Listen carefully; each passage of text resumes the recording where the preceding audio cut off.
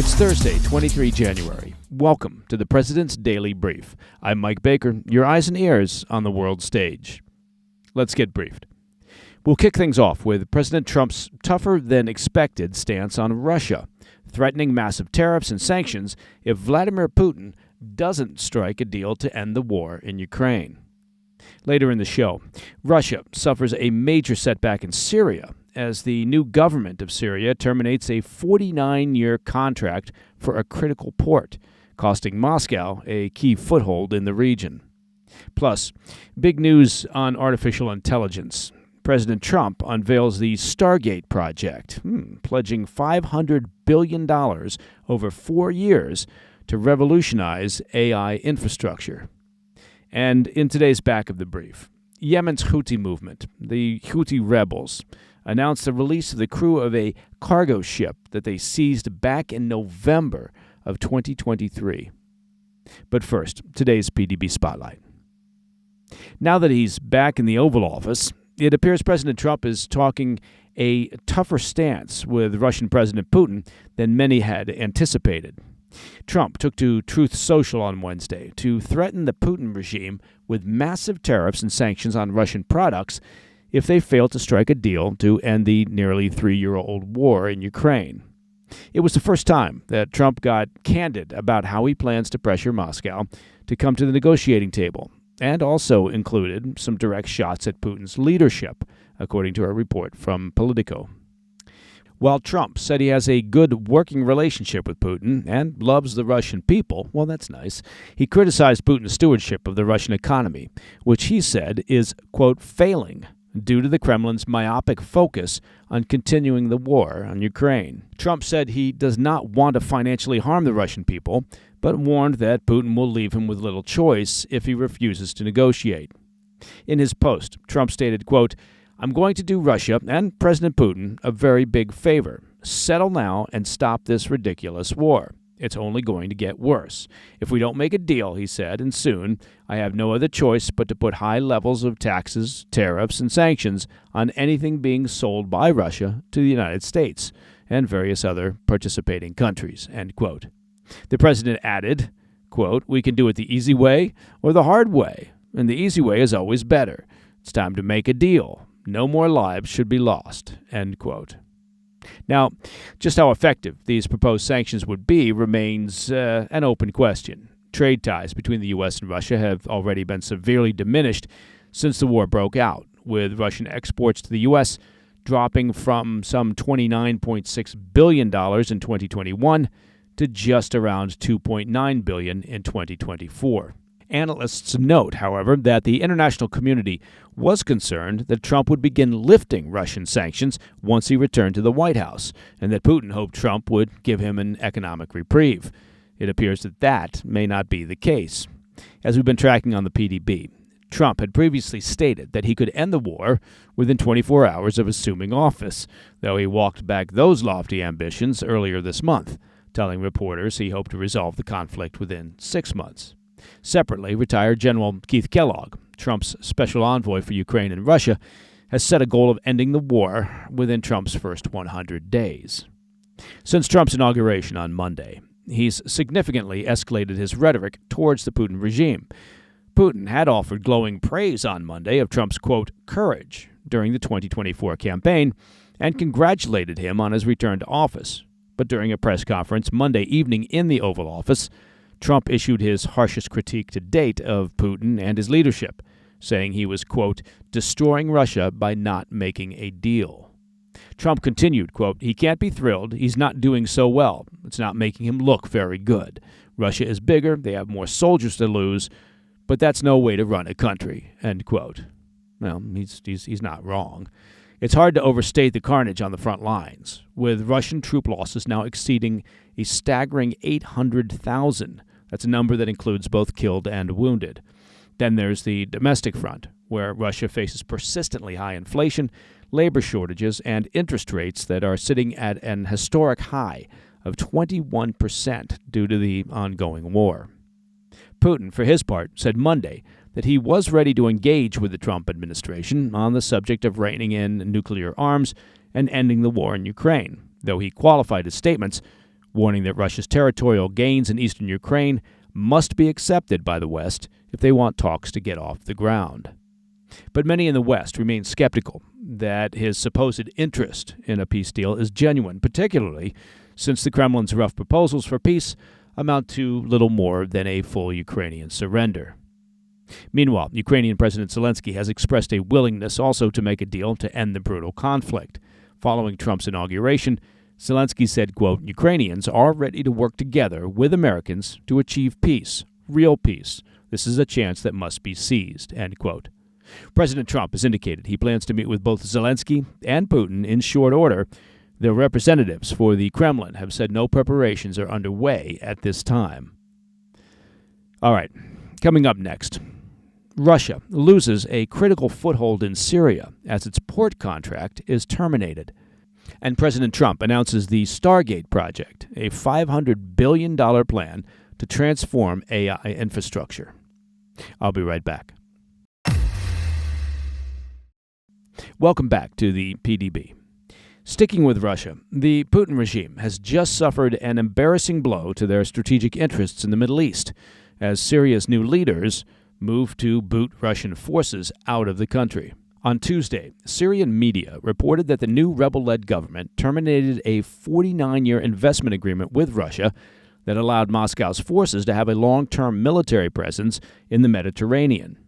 It had been brokered back in 2019 under ousted leader Bashar al-Assad after Russian forces intervened on behalf of the dictator during their bloody civil war. The agreement pertained to Russia's naval base at the port of Tartus along Syria's western coast. It's a critical outpost that provided Russia with their only access point to the Mediterranean Sea. The base also functioned as the main transit hub for Russian military assets into African countries, a key strategic interest for the Putin regime. Syrian officials said Tuesday they had requested that all Russian forces leave the port completely and that all revenue from the port's operations would now go solely to serving the interests of the Syrian state. Under the agreement with Assad, Russia had kept 65% of the port's profits. Apparently, the other 35% went straight into Assad's pocket. Moscow had been planning to invest some $500 million to modernize the port, but since the fall of the Assad regime on December 8th, questions had swirled over whether the Kremlin would be able to keep their only real military foothold in the Middle East. While the Russians spent the better part of December attempting to negotiate a settlement with the rebel group HTS to keep their base in Tartus, the discussions bore little fruit, obviously. In late December, the Kremlin began withdrawing large amounts of military equipment and troops from the Tartus base and moving their naval ships out into open waters where they sat in a holding pattern. The Russians continued staging various equipment at Tartus for transfer in early January, but Syrian forces subsequently moved to block Russian ships from re-entering the port. After news broke out of the canceled lease on Tuesday, however, satellite images showed Russian vessels entering the port to collect their equipment, suggesting they were now engaged in a full evacuation from Tartus. The Kremlin has yet to comment on the embarrassing development, but it will significantly damage their ability to project power across the Middle East and Africa. UK military intelligence released a statement Tuesday saying, quote, "There is no comparable alternative base for the Russian Navy in the region. Its ability to logistically support both its military and its private military contractors in Africa, as well as limiting the reputational damage incurred through the fall of the Assad regime, will almost certainly be priorities for the Russian government," end quote. All right.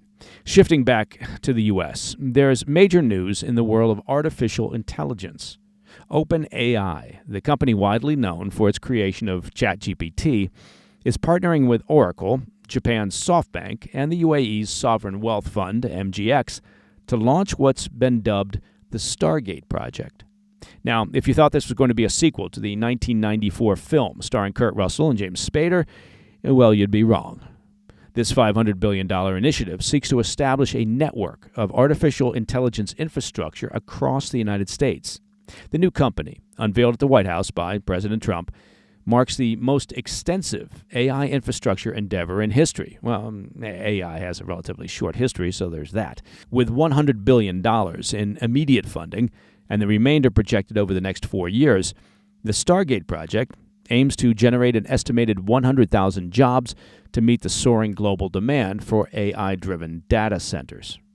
Trump, standing beside OpenAI CEO Sam Altman, stressed the critical nature of the venture, declaring, quote, "I'm going to help a lot through emergency declarations because, well, we have an emergency," end quote, underscoring the urgency of maintaining AI leadership within the United States.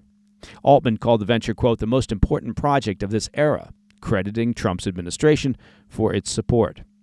According to The Information, a leading technology outlet, this colossal undertaking has been in the works for over a year.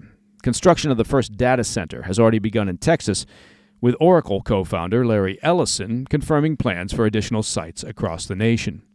The project has drawn substantial contributions from major tech players, including NVIDIA, Microsoft, and British chipmaker ARM, a rare alignment among global technology leaders. This initiative is part of a broader surge in AI-related investments. Microsoft, one of OpenAI's primary backers, announced plans to pour $80 billion into AI data centers this year. The company is also spearheading a $100 billion joint venture with BlackRock and MGX. Meanwhile, Amazon has unveiled multiple AI-focused projects valued at $10 billion in just recent months. The timing couldn't be more critical. Industry analysts anticipate a dramatic increase in demand for data center capacity. A report last year by consulting firm McKinsey estimates global demand will triple by 2030, necessitating the construction of twice as much infrastructure as was built in the past 2 decades. However, the challenges, as you might imagine, are significant. Critics warn of the environmental toll associated with the massive water and energy demands of these facilities. Land availability, regulatory hurdles, and national security concerns tied to foreign investment, particularly from MGX and SoftBank, also pose significant questions. Former President Biden, remember him? In one of his final acts before entering retirement, enacted policies to restrict exports of AI-related chips to certain countries and encouraged clean energy use for data centers built on government land. These moves aim to bolster U.S. control over the AI sector while addressing environmental concerns. Despite these obstacles, the Stargate Project positions the United States to cement its position as a global leader in AI development. By aligning industry titans with strategic federal support, the project seeks to secure long-term American tech dominance. At least that's the idea. Coming up in the back of the brief, a 14-month nightmare is coming to an end for the crew of the cargo ship Galaxy Leader, as Yemen's Houthi rebels announce their release after being seized back in November of 2023. I'll be right back. In today's back of the brief, Yemen's Houthi terrorists released the 25-member crew of the Galaxy Leader, that's a cargo ship seized in November of 2023, in what the Iran-backed terror group claims is a gesture of support for the Israeli and Hamas ceasefire agreement. The crew, comprising Filipinos, Mexicans, Romanians, Bulgarians, and Ukrainians, was handed over to Oman after months of international diplomacy led by the United Nations International Maritime Organization, or IMO, and other stakeholders. Houthi-run television announced the move, citing the Gaza ceasefire. The Galaxy Leader, a Bahamian-flagged vehicle carrier operated by the Japanese shipping company NYK, was intercepted by Houthi forces using a helicopter while sailing from Turkey to India. The vessel was targeted due to its indirect Israeli ownership links. Documents from the Isle of Man government's company's registry reveal the vessel's connection to an Israeli businessman and co-owner of its parent company, Raykar Carriers. As we've been tracking on the PDB, the Houthis' maritime aggression has escalated over the past 15 months, with attacks involving missiles, drones, and small boats targeting dozens of merchant vessels in the Red Sea and the Gulf of Aden. These assaults have resulted in 2 ships being sunk, the deaths of 4 crew members, and significant disruptions to global shipping. Many companies have had to reroute vessels from the Suez Canal to the longer, more expensive route around the southern tip of Africa, underscoring the economic toll of the Houthis' terror attacks. In conjunction with the Gaza ceasefire, the Houthis signaled a reduction in their campaign. The terror group announced the lifting of sanctions on most vessels, excluding those registered in Israel or wholly Israeli-owned. The leader of the Houthis warned, however, that future actions would depend on Israel's adherence to every stage of the ceasefire agreement. International organizations welcomed the crew's release as a positive step. The IMO Secretary General called it a, quote, moment of profound relief for the crew, their families, and the broader maritime community. The UN Special Envoy for Yemen encouraged the Houthis to continue de-escalation efforts, including ending all maritime attacks. While the crew's release provides relief to their families and the maritime industry, the Red Sea region remains a geopolitical pressure cooker, with tensions threatening the safety of critical shipping lanes and the broader stability of global trade networks. All right. That, my friends, is the President's Daily Brief for Thursday, 23 January. Now, to listen to the show ad-free, should you be so inclined, well, it's simple. Just become a premium member of the President's Daily Brief by visiting pdbpremium.com. See? Told you it was simple. I'm Mike Baker, and I'll be back later today with the PDB Afternoon Bulletin. Until then, stay informed, stay safe, stay cool. Hey, thanks for tuning in. If you enjoyed this video, don't forget to hit that like button and leave a comment, a really positive, nice, and kind comment. That would be appreciated. And if you're not already subscribed to our channel, make sure to subscribe and turn on notifications so you don't miss any of our daily updates.